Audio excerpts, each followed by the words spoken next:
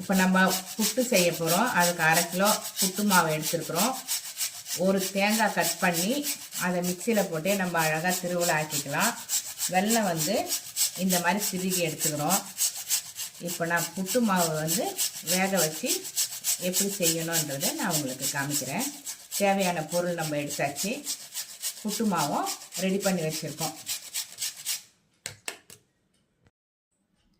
இப்போ புட்டு மாவு வந்து நம்ம தண்ணி ஊற்றி இந்த அளவுக்கு கொஞ்சம் வந்து ஊற வச்சு நம்ம வச்சிட்டோம். இப்போ இப்படி உதிரியாக இருக்குது இல்லைங்களா? இப்போ இதை வந்து நம்ம இட்லி குண்டானில் வச்சு வேக வச்சோம்னா நல்லா உதிரி உதிரியாக வந்துடும். ஒரு 10 நிமிஷம் இந்த மாதிரி தண்ணியை சேர்த்து ஒரு 10 நிமிஷம் ஊற வச்சுட்டு நம்ம ஆவி கட்டணும். ஃபுல் வீடியோ வந்து உங்களுக்கு யூடியூப்பில் லிங்க் கொடுத்துருக்கேன்.